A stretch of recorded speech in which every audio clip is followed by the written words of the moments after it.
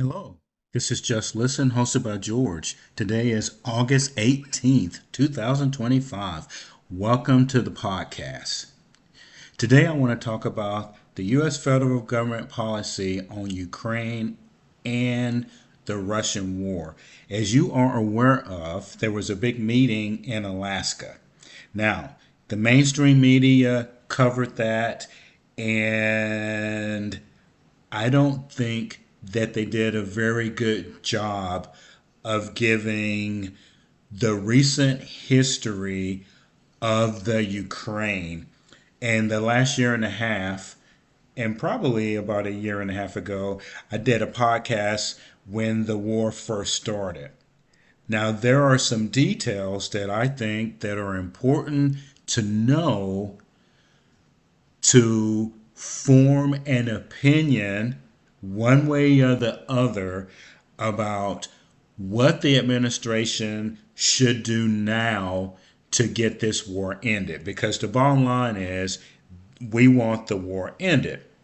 I would also challenge you and say that we need a little bit more background information to look at why the strategy of the current administration is the way that it is. So, I want to talk about, and again, the mainstream media is not talking about this, the demographics of Ukraine since 1992.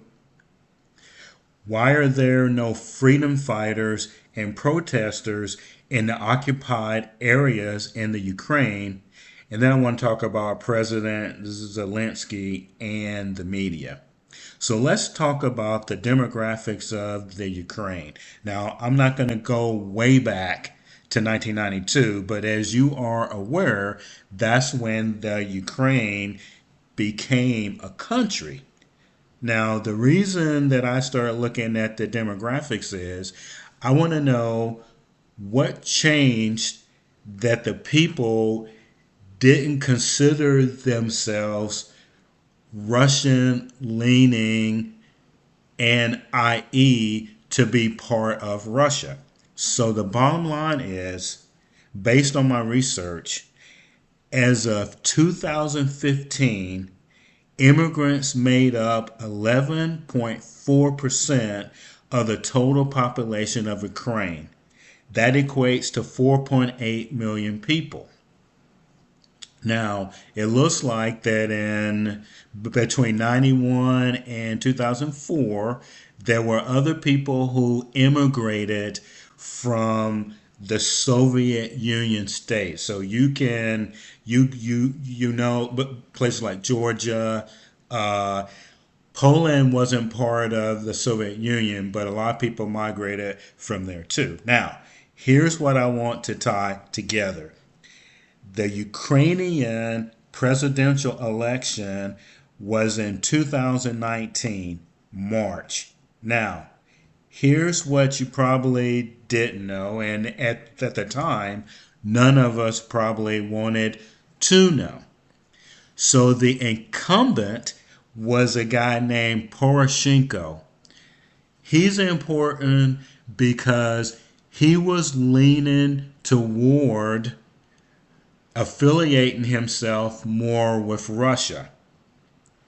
Now, when they had and the previous president was trying to align themselves with Russia too, because if you will remember, when I did that podcast a year and a half ago, I told you that that was one of the reasons why Ukraine never got into NATO. He was blocking it. His party was blocking it.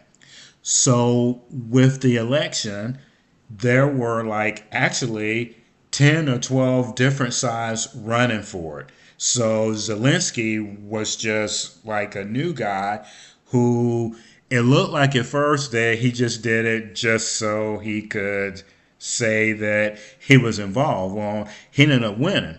So he got 13 million votes, and the other guy only got 4 million. So that's 17. Now, here's something that you probably didn't know, and until I got I started looking it up. Well, everybody didn't vote in the country of the Ukraine because there was some separatists basically who didn't consider Ukraine to be part of their government, and they didn't vote. Now that's interesting because I had never heard that, and like I told you, I had to go and find out the information independently. Now that tells you a lot too, because there was already problems brewing in the country. And I'm going to use the term civil war, that I believe that that was one of the main problems that probably led up to the war. Now, the same areas that didn't vote, one of them was Crimea because it was already under Russian control. But if you go and look at a map of where the Russians are occupying, it's the same area, right? So the guy running against Zelensky probably missed out on as many votes because the part of the country wasn't even voting. And that's significant because it gives you the impression that Zelensky, Kiev area, all of that, they were the only ones voting, and that's a fact. So figure that out.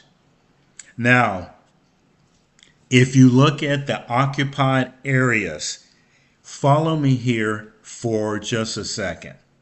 So in most of the modern wars that I have followed, when a country is occupied, the people within the country do things to disrupt the operations, like they'll blow up stuff, they'll protest. Has anyone heard of any of those things going on in the Ukraine occupied areas that the Russians currently are in control of? That's huge, and the mainstream media is not reporting that. If you go back, and you can check me out on this, look at where they are reporting from. Kiev, the capital, which is the stronghold of Zelensky's power from the popular vote when he won the election. Now, I'm not trying to say anything bad about him or the democracy there. I'm trying to build the case of why this is so complicated and what the Russians feel like is going on and what the Ukrainians feel like that's going on, and to form an opinion to understand why they're at war. You have to have all of the details. Now, like I told you, President Zelensky, I think that he's a great guy and he's a good politician. He actually got a horrible deal when he got elected because, for all I know, he didn't know that there was that much trouble brewing in the country. And that's unfortunate because I think that if the other guy would have won, Poroshenko, there would never have been a war. Now, that's a bold statement coming from me, but based on my analysis, that's what it looks like. That the people who wanted to lean towards Russia, they were fed up, and so they wanted to not be part of this new Ukraine. Now, there's a hint that the country was changing through immigration too, because there were people coming in that weren't necessarily aligning themselves with being Russian. Now, it said that 73% of the population is Ukrainian. Okay, that's true.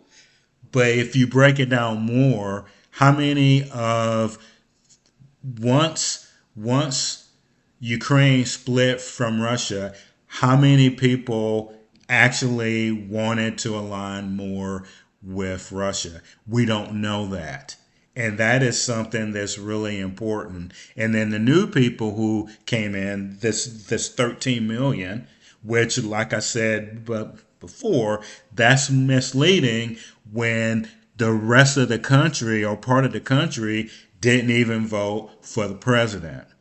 So that's something to think about. So, why is all of this important in general? With the political climate of the administration being scrutinized, we need to look at why they want to end the war and the strategy that they are using. And it seems like that the mainstream media is pushing this rhetoric that pretty much this guy is a bully, which is fair.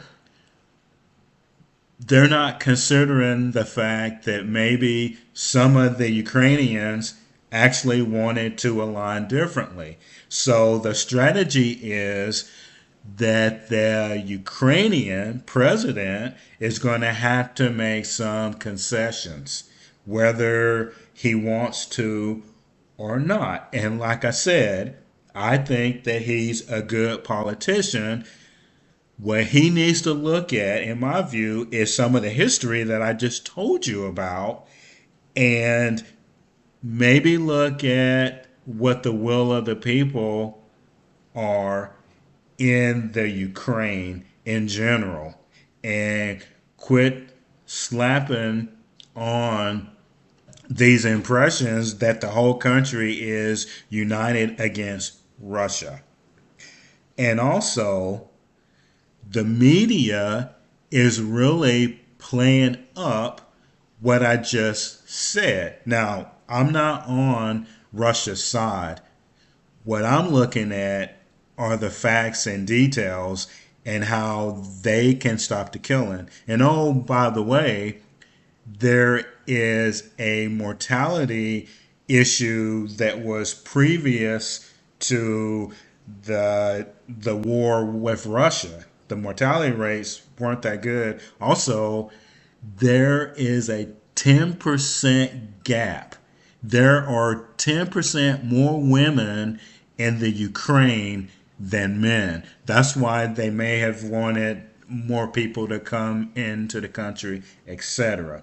So the bottom line is, let's give the current administration's policies time to work, and let's really look at what I just said for the reasoning why the war keeps going and why they, the American government, the Trump administration, wants concessions from the Ukrainian president and the Ukrainian people. This is Just Listen, hosted by George. Let me know what you think.